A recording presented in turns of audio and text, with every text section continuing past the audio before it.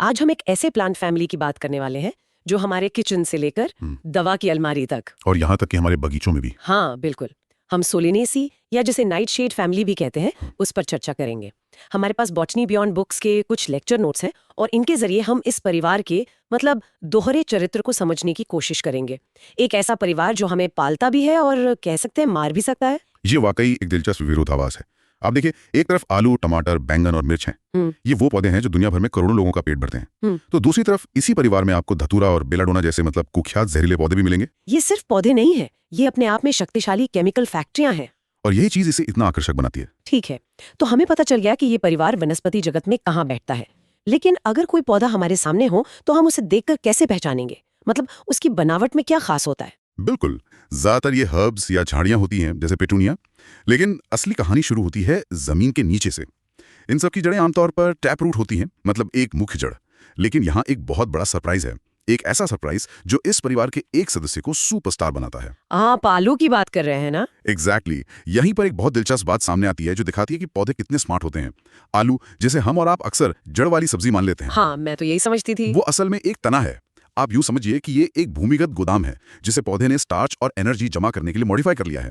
ये एक survival strategy है जो उसे मुश्किल समय में जिंदा रखती है। अरे, और इसी वजह से ये दुनिया की सबसे सफल फसलों में से एक बन पाया। मतलब मैं इतने सालों से आलू को जड़ समझ रही थी। ये तो गजब की जानकारी है। अच्छा, और इसके पत्तों के बारे में क्या क्या उनमें भी कोई ऐसी छिपी हुई बात है? पत्ते आमतौर पर सिंपल होते हैं, लेकिन टमाटर के पत्ते देखें, हाँ, वो थोड़े अलग होते हैं। वो कैसे किनारों से कटे फटे एक डिजाइनर से लगते हैं।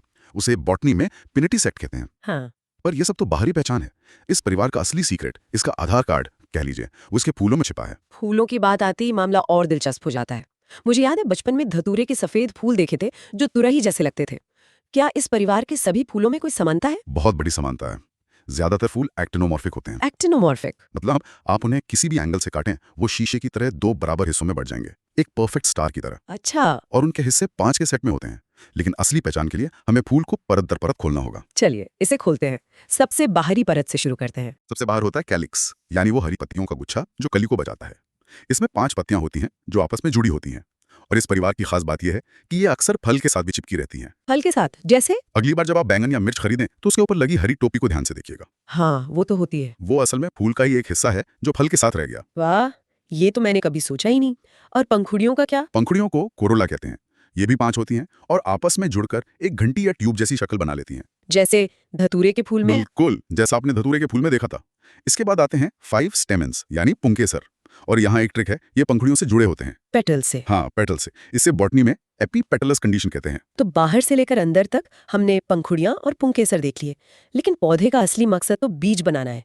उस हिस्से में क्या खास है? अब हम पहुंच गए हैं सबसे जरूरी हिस्से पर, जिसे गाइनोसियम कहते हैं। यहीं पर अंडाशय यानी ओवरी होती है? जी, इसमें 2 कार्पेल होते हैं जो आपस में जुड़े होते हैं।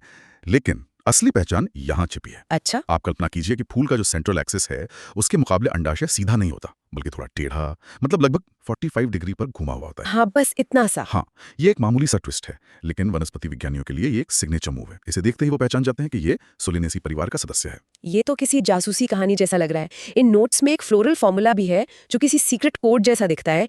EBR+ double circle K5 C5 A5 G2। क्या ये फूल का ब्लूप्रिंट है? बिल्कुल, आप इसे फूल का ब्लूप्रिंट या रेसिपी समझ सकते हैं। यह हमें एक लाइन में बता देता है कि फूल बनाने के लिए क्या क्या और कितना सामान लगा है। K5 का मतलब 5 जुड़ी हुई हरी पत्तियां, C5 का मतलब 5 जुड़ी हुई रंगीन पंखुड़ियां, A5 मतलब 5 आजाद पुंकेसर। सही, और G2 मतलब 2 जुड़े हुए कार्पेल वाली सुपीरियर ओवरी।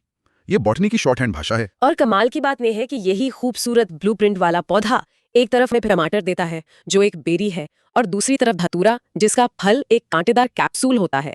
एक ही डिजाइन पर नतीजे कितने अलग। सही कहा। और इन सभी नतीजों के पीछे का कारण है एक खास तरह का केमिकल जिसे एल्कलाइड कहते हैं।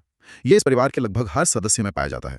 यही वो चीज है जो इस परिवार को हमारा दोस्त भी बनाती है और दुश्मन भी। तो चलिए अब इस परिवार के आर्थिक महत्व पर आते हैं। हमारे रोजमर्रा के जीवन पर इसका क्या असर है? सबसे पहले तो हमारा खाना। बिल्कुल, हमारे नोट्स इसे 4 हिस्सों में बांटते हैं। और पहला है द पैंट्री, यानी हमारी रसोई। आलू, सोलेनम ट्यूबरोसम, इसके बिना तो दुनिया भर के खाने अधूरे हैं। सच में। फिर है बैंगन, सोलेनम मेलोंजिना, टमाटर, लाइकोपर्सिकॉन एस्क्युलेंटम, और मिर्च, कैप्सिकम एनियम। सोचिए, इनके बिना हमारी सब्जियों की टोकरी और खाने की थाली कितनी बेरंग और बेस्वाद होती। ये तो वो सदस्य हैं जिन्हें हम प्यार करते हैं, लेकिन अब बात करते हैं उन सदस्यों की जिनका हम सम्मान करते हैं या शायद जिनसे डरते भी हैं, यानी औषधीय पौधे। हाँ, और यहाँ वो एल्कलाइड जीरो बनकर सामने आते हैं। इसे हम द फार्मेसी कह सकते हैं। एट्रोपा बेलेडोना, जिसे डेडली नाइटशेड भी कहते हैं, से एट्रोपिन नाम की दवा निकलती है। एट्रोपिन। हाँ, ये एक जीवन रक्षक दवा है जिसे डॉक्टर सर्जरी से पहले और दिल की धड़कन को नियंत्रित करने के लिए इस्तेमाल करते हैं। अच्छा। फिर है अश्वगंधा, विथानिया सोमनीफेरा। ये तो आज घर घर में जाना जाता है, तनाव और चिंता कम करने के लिए। और धतूरे का क्या?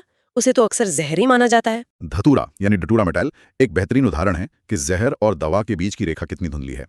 इसके बीज बहुत ज्यादा विषैले होते हैं, लेकिन पारंपरिक चिकित्सा में इसे अस्थमा, बुखार और त्वचा रोगों के इलाज के लिए बहुत ही कम मात्रा में इस्तेमाल किया जाता रहा है। इसी तरह मकोए या सोलेनम नाइग्रम के फल भी पारंपरिक रूप से बुखार और दस्त में काम आते हैं। खाने और दवा के अलावा हमारे बगीचों में भी तो इस परिवार की मौजूदगी है। जरूर, ये है द गार्डन सेक्शन। पिटूनिया के रंग बिरंगे फूल हों या रात की रानी की मनमोहक खुशबू। सेस्ट्रम। हाँ, सेस्ट्रम। ये सब इसी परिवार की देन है जो हमारे आसपास की दुनिया को खूबसूरत बनाते हैं। तो हमारे पास द पेंट्री हो गए, द फार्मेसी और द गार्डन भी। लेकिन इस कहानी का एक स्याह पहलू भी है। हाँ, और उसे नजरअंदाज नहीं किया जा सकता। ये है द वायस यानी बुरी लत। निकोटियाना टोबैकम यानी तंबाकू का पौधा। वो भी इसी परिवार से है। हाँ, वो भी इसी परिवार का सदस्य है। इसकी पत्तियों में निकोटीन नाम का एक शक्तिशाली एल्कलॉइड होता है, जिसका इस्तेमाल सिगरेट, बीड़ी और दूसरे नशीले पदार्थों में होता है। ये इस परिवार के जटिल और दोहरे चरित्र का सबसे बड़ा और सबसे विवादास्पद उदाहरण है।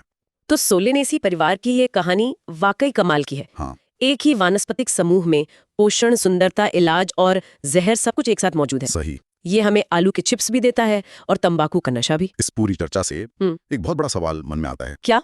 इन नोट्स में बार बार एल्कलॉइड्स का जिक्र है जो इन पौधों को इतना शक्तिशाली बनाते हैं।